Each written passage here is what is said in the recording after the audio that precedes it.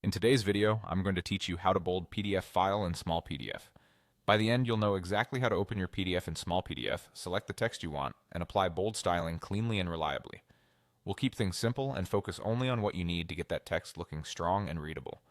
First, open your browser and go to smallpdf.com. This is a web-based tool, so there's nothing to install, and it works on most modern browsers. Give the page a moment to load so all the tools appear properly. Next, click Log In. Signing in helps unlock editing features and ensures your work can be saved during the session.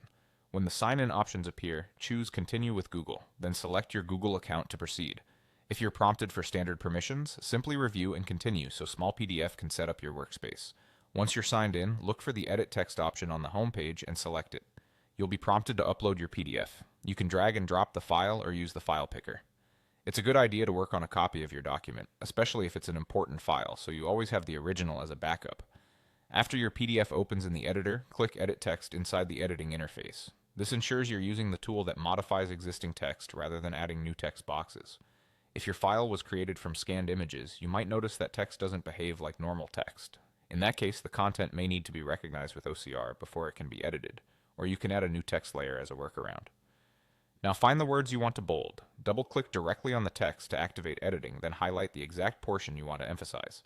If you need more precision, zoom in first so your selection is accurate. You can use common shortcuts like Shift plus arrow keys to fine-tune your selection.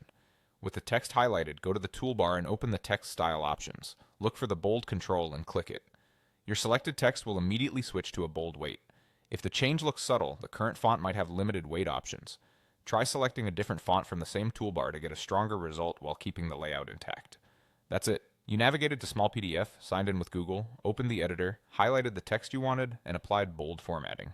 Thanks for watching, and feel free to replay any section if you want to follow along step by step.